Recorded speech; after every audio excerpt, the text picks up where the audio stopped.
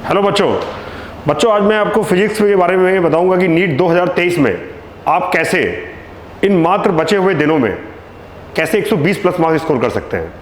देखिए ऐसा नहीं, अब ज़्यादातर मेडिकल के बच्चे ये बोलते हैं कि सर हमारी फिजिक्स में बहुत प्रॉब्लम है, बहुत सारे चैप्टर ऐसे हैं जो हमें बहुत पैनिक कर रहे हैं, लास्ट मोमेंट में क्या करें। ऐसा हमने बायो और केमिस्ट्री बहुत अच्छी कर ली अपनी, और फिजिक्स में क्योंकि कम से कम अगर आपको 600 प्लस लाने हैं बच्चों, तो आपको 120 प्लस मार्क्स स्कोर करने पड़ेंगे मिनिमम, तब आप जाके थोड़ा सा कंफर्ट जोन में पहुंचोगे।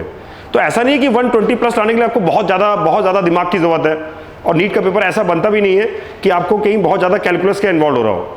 कुछ बेसिक फॉर्मूला बेस्ड है, कुछ आसान कॉन्सेप्ट्स हैं जिनको आप बड़ी आसानी से इन बचे हुए दिनों में अच्छे से इंप्रूव कर सकते हैं अपने मार्क्स को। हम ऐसा क्या करें कि हमारे में 120 प्लस आ जाए और हम बार बार कंसिस्टेंटली जो गलतियां करते हैं वो गलती ना करें।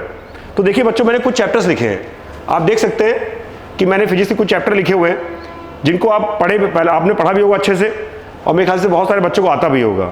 लेकिन कुछ इंपॉर्टेंट टॉपिक्स होते हैं उनके अंदर भी, और कुछ चैप्टर तो इतने आसान होते हैं कि आप उनको बड़ी आसानी से इंप्रूव कर सकते हैं कुछ ही दिनों में प्रैक्टिस करके। बस एक काम करिए, देखिए फॉर्मूला बेस्ड क्वेश्चन गलत मत करिए, जो एग्जाम में आ चुके हैं क्वेश्चन आसान है वो गलत मत करिए।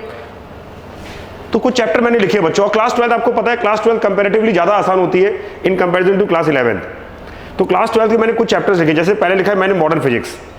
मॉडर्न फिजिक्स बहुत ही स्कोरिंग है, जैसे फोटो इलेक्ट्रिक इफेक्ट जानते हो आप, एक क्वेश्चन मिलता है आपको 100% हर साल मिलता है, और वो भी फॉर्मुला बेस्ड होता है बेटा।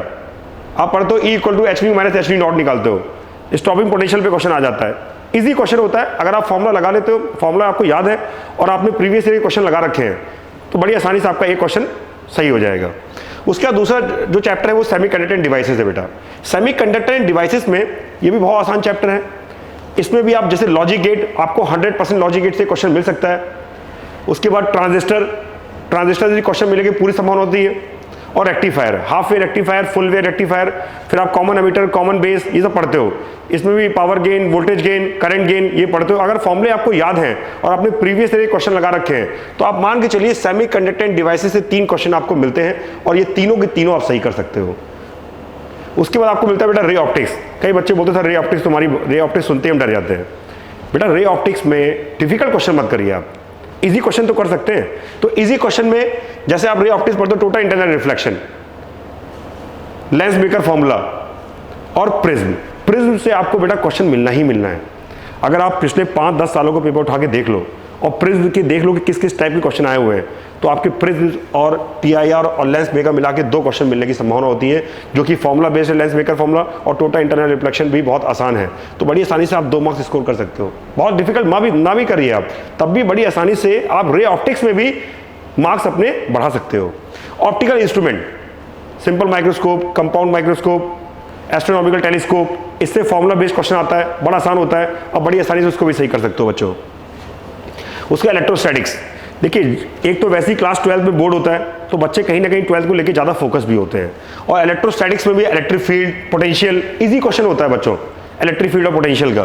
Parallel plate capacitor formula based, dielectric slab formula based, या फिर थ्योरेटिकल, बड़ा आसान है। अगर आप प्रीवियस ईयर के क्वेश्चन को लगा के देखेंगे पिछले 5 सालों को, ज़्यादा मत करिए, आप पता चलेगा इलेक्ट्रोस्टैटिक में डूब गए, दुनिया भर के क्वेश्चन कर रहे हो, इलेक्ट्रिक फील्ड पोटेंशियल पे, सीरीज और पैरेलल पे, पैरेलल प्लेट कैपेसिटर पे, डाई इलेक्ट्रिक स्लैब पे नहीं कर रहे हो, तो आप बिल्कुल अपने मार्क्स स्कोर नहीं कर पाओगे बच्चों।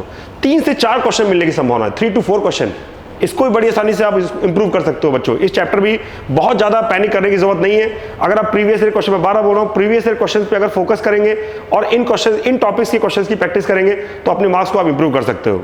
उसके बाद करंट इलेक्ट्रिसिटी में बच्चों को, बहुत सारे बच्चों को प्रॉब्लम होती है किरचॉफ लॉ लेके।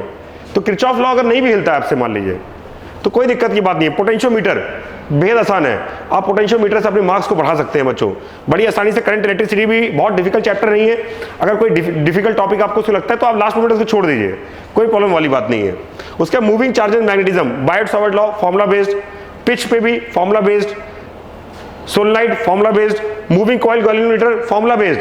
तो अगर आप ये चैप्टर इंप्रूव करते हो बच्चों, आपको 3 से 4 क्वेश्चन मिलने की संभावना होती है, इसमें भी आप बड़ी आसानी से अपने मार्क्स को बढ़ा सकते हो। उसके बाद है आपका इलेक्ट्रोमैग्नेटिक इंडक्शन, फैराडे लॉ पढ़ते हो आप, फैराडे लॉ से भी आप फॉर्मूला बेस्ड होता है, बड़ी आसानी से सही कर सकते हो।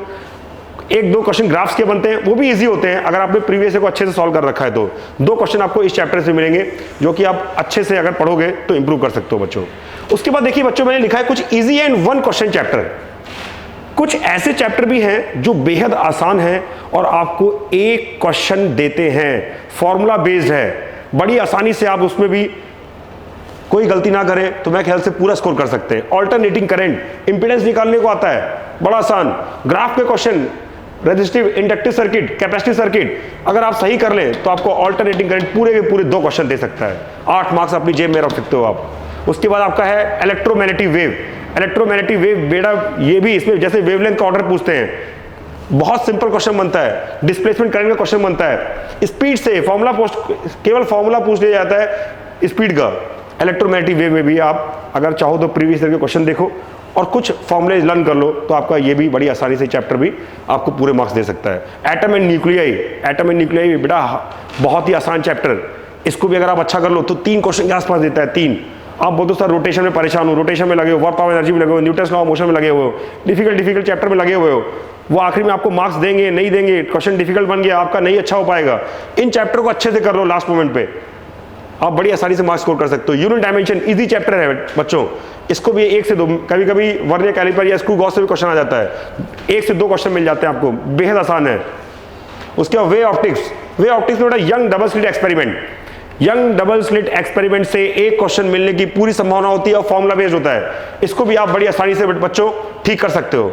ग्रेविटेशन फॉर्मूला बेस्ड क्वेश्चन मिलेगा, इसको भी 1 क्वेश्चन मिलने की पूरी संभावना होती है बेटा इस चैप्टर से, इसको भी आप इंप्रूव कर सकते हो।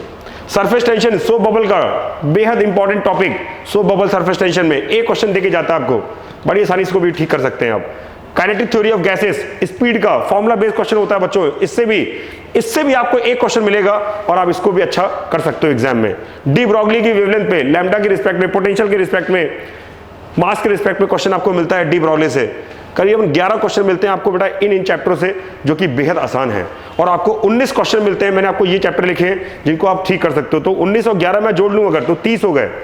तो अगर 120 क्वेश्चन, 120 नंबर भी लाना हो आपको तो बच्चों कुछ टॉपिक ऐसे हैं जिनको आप अगर बेहतर कर लो तो मैं समझता हूं आपके नीट 2023 में 120 प्लस मार्क्स कहीं नहीं गए। अब देखिए बच्चों होता क्या है, आप बोलोगे यार तो हमको ही पता है यार, लेकिन हमारे मार्क्स आते ही नहीं ना बेटा। मार्क्स इसलिए नहीं आते हैं क्योंकि आप फॉर्मूले को रिलेट नहीं कर पाते हो। फॉर्मूले को रिलेट करो और कोशिश करो फॉर्मूले एकदम टिप पे रहें आपके, और उन फॉर्मूले को कैसे और याद रखा जाए, प्रीवियस ईयर के क्वेश्चंस लगाइए, कई बार लगाइए, मल्टीपल टाइम लगाइए। आप देखिए धीरे धीरे आपके अंदर इंप्रूवमेंट आ जाएगा, आप फॉर्मूले को रिलेट कर पाओगे, बड़ी आसानी से आप सही कर पाओगे। मैं आपसे ये वादा कर रहा हूँ अगर आपने ये सब कर लिया तो आप बड़ी आसानी से नीट में इसी साल 2023 में 120 प्लस मार्क्स फिजिक्स में स्कोर कर सकते हो बच्चों। My best wishes always with you बच्चों, फोड़ के आओ मैं चाहता हूँ, और अपना ड्रीम मेडिकल कॉलेज 23 में आपको मिलेगा। ऑल द बेस्ट बच्चों।